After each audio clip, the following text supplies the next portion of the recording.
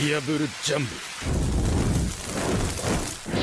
Yo les amis, c'est Goji. On se retrouve pour une nouvelle vidéo, 5 mystères inexpliqués dans One Piece numéro 2. Le premier numéro date de décembre et je me suis dit qu'assez de temps était écoulé pour en sortir un nouveau. Comme d'habitude, si la vidéo vous plaît, je vous invite à laisser un joli petit pouce bleu, merci à vous. Donc on va pas s'attarder plus que ça et commencer par le premier mystère.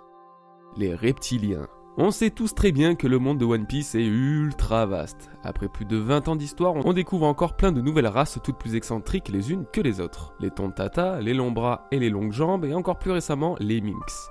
Et le plus intéressant, c'est que toutes ces races ont été mentionnées en même temps des centaines de chapitres avant leur apparition dans le manga. Et oui, retournons sur l'archipel des Sabaody au moment de la vente aux enchères des Tenryubito, là où Kami a été mise en vente.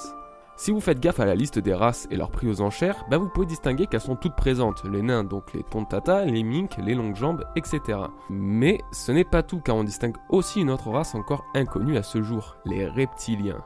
Nous les verrons forcément un jour ou l'autre, ça ne fait aucun doute, mais pour l'instant, aucune idée de quel peuple il peut s'agir. Alors j'avais dans l'idée personnellement que ce soit le peuple qui habite la cité d'Emeraude, étant donné qu'il s'agit aussi d'un élément dont on a entendu parler très tôt dans le manga et qui n'est toujours pas apparu. Pour rappel, c'est Bellamy qui l'a mentionné sur Jaya. Comme vous avez dû le remarquer, je suis très fan du foreshadowing et j'estime que ces deux éléments, les reptiliens et la cité d'Emeraude, ont totalement leur place au sein de l'histoire de One Piece. On attend juste le moment propice pour qu'ils fassent leur entrée en scène. Alors évidemment, peut-être que ma petite théorie ne vaut rien, mais effectivement je vois bien des reptiles habiter une cité d'Emeraude.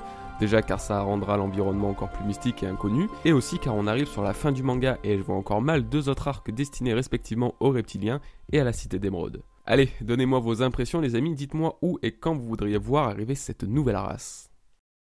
Les Cloudwaterman.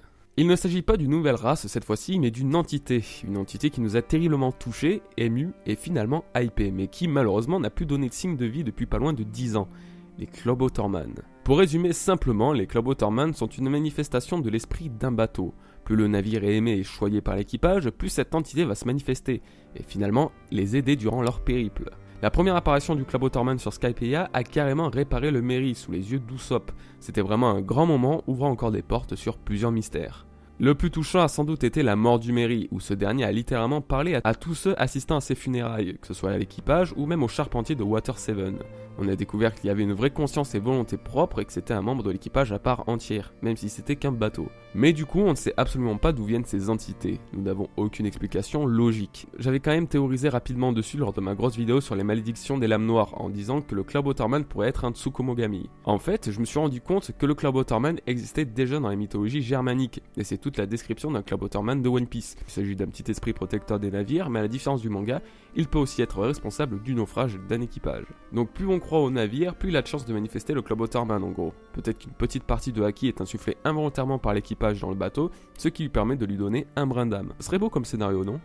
Et peut-être qu'un équipage qui s'occupe mal d'un bateau pourrait voir le Cloudwaterman être beaucoup plus hostile. Donc imaginons que le bateau de Barbe Noire par exemple ait une sorte de mauvais Cloudwaterman et qu'il leur fasse un jour un mauvais coup et finalement qu'il leur fasse faire un naufrage et ça pourrait être un scénario aussi relativement drôle. Quoi qu'il en soit, je me languis de voir de nouvelles apparitions de Cloudwaterman, que ce soit chez les Mugi ou ailleurs.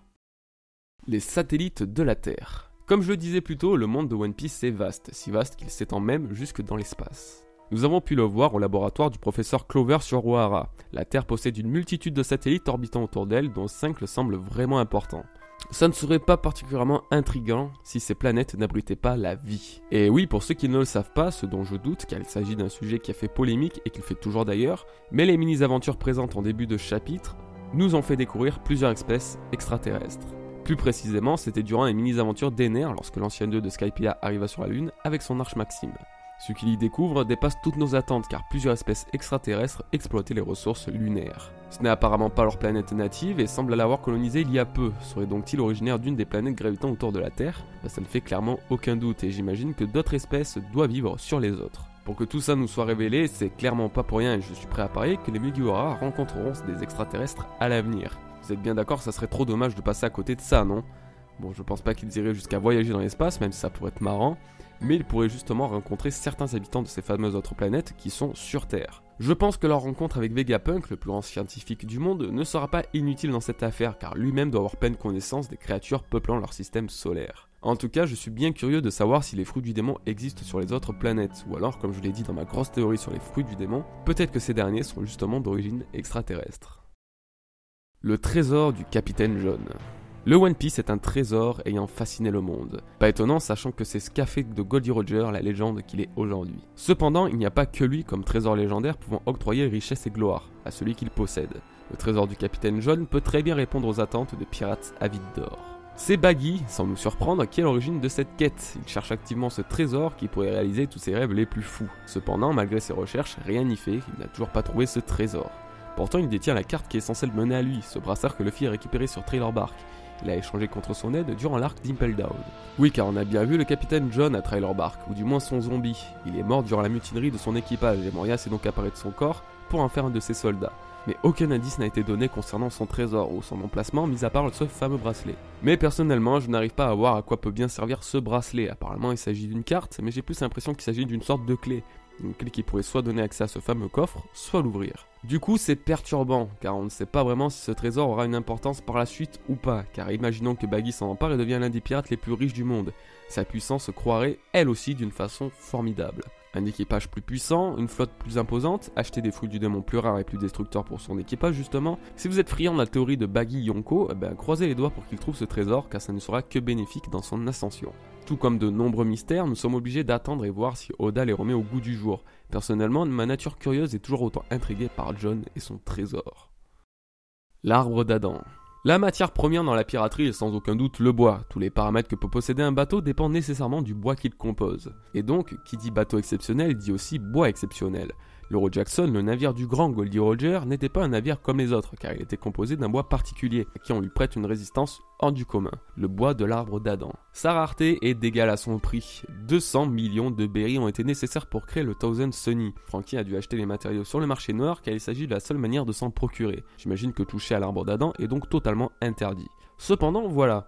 Nous ne savons absolument pas où se trouve cet arbre, chose qui est finalement logique car il se retrouvait souvent pilé et sa valeur perdrait d'intérêt. Mais si on peut extraire du bois de cet arbre, peut-être qu'il se régénère, non? Chaque fois qu'un morceau de ce mastodonte est coupé, il repousse dans l'année qui suit ou quelque chose du genre, ce qui expliquerait comment il peut être si massif alors que déjà 2 bateaux minimum ont été construits grâce à lui. Je dis minimum car je pense que l'Euro Jackson n'est pas le premier bateau construit à base du bois d'Adam. Nous pouvons par exemple pointer du doigt Noah, le bateau ressemblant à un large noué sous l'île des hommes poissons. Des centaines d'années qu'il est sous l'eau et il est toujours dans un état impeccable. Certes, le combat opposant Luffy à Woody Jones l'a énormément détérioré, mais il n'en reste pas moins totalement apte à naviguer sur ou sous les flots. Quelle est donc l'origine de ce bois? Où peut donc être situé cet arbre légendaire? Le mystère est entier et honnêtement il y a très peu de théories là-dessus. Je pourrais vous diriger une fois de plus vers ma vidéo sur l'arbre des fruits du démon où j'analyse le cas de l'arbre d'Adam. Et vous les bros, quel est votre mystère préféré? Celui qui vous intéresse le plus ou qui attise le plus votre curiosité?